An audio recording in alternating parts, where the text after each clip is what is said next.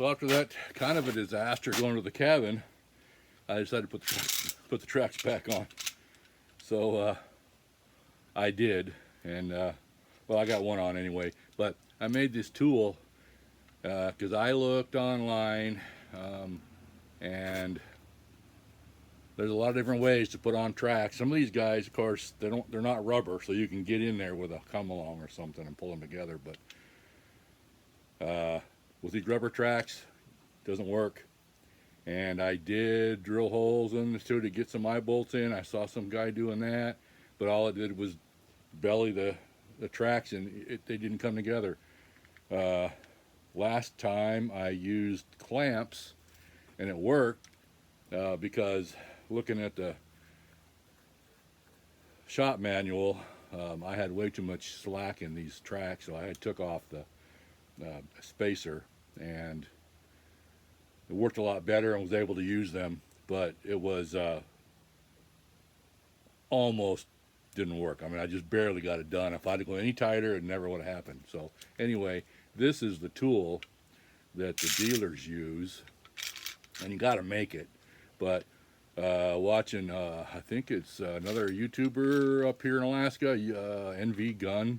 Anyway, he's got a set, and he kind of explained how it was put together. 2 vice grips on each rod. It's just threaded rod, and I think I've got, this is 3/8 or a 1/2 inch. I don't remember. I think it's 1/2 inch. But and then you got to weld on a nut so that the threaded rod goes through it, and then you weld a nut onto the other vice grip that slides.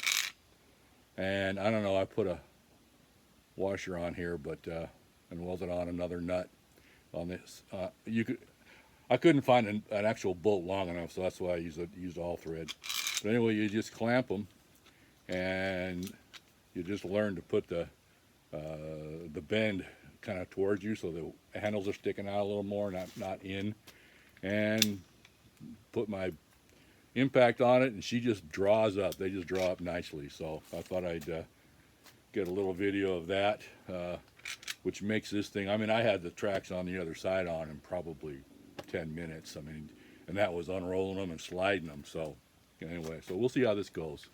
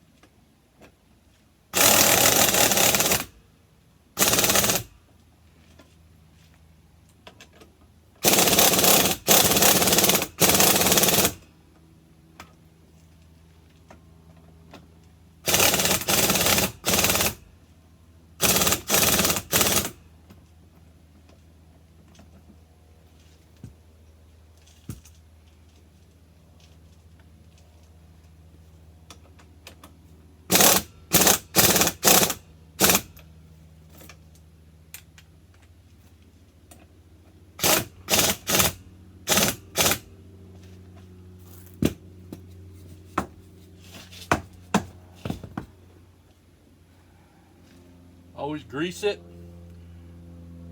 Makes it come out easier when you need to bring it out, take it off. And bevel the ends.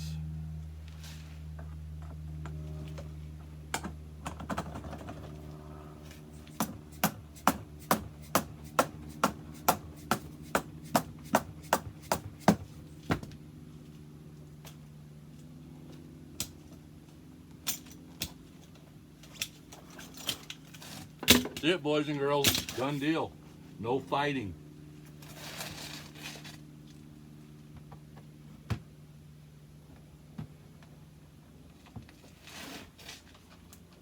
Always make sure you come in from the outside. I just need to put my cotter key in. I don't have one. I got to go over there and pick one up. But yeah, done deal. So the next step is airing tires up and doing that whole ordeal. As you can see here, these tires are all deflated, and there's quite a bit of deflection here. But so I'm going to start with 5 in the middle, 4 back here on the back tire, and 3 in the front. And then we'll see what the deflection is. And you know, you got tire wear and all kinds of other things on these. I can't go no smaller on my track. I've got the extension already out of it. As you can see, there's no place to go. I'm not going to cut any more out of it. That'd be crazy. Things are too expensive. So I will end up just keep going until I end up with what I want, but that doesn't necessarily mean I'm going to end up with the same deflection on both sides. But I think that regardless of whether I do or not, I need the same air pressure on both sides. I don't want one with a higher diameter than another. I really don't think that's a good idea. So let's see what happens. So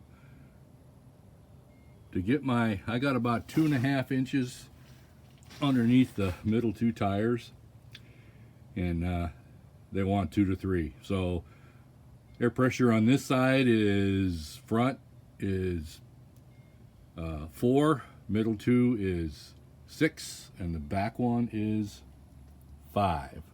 So that's what I'm going to put that in the back or the other side and see what happens.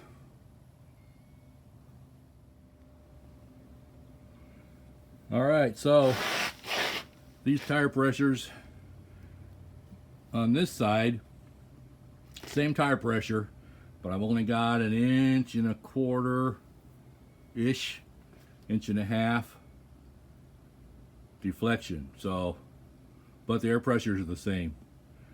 So I'm not sure what the deal is. I think, I'm going to call Argo and they're going to tell me. So let's just see what happens. So here it is, put away, back into its little hidey hole. Tracks are on, ready for the next adventure.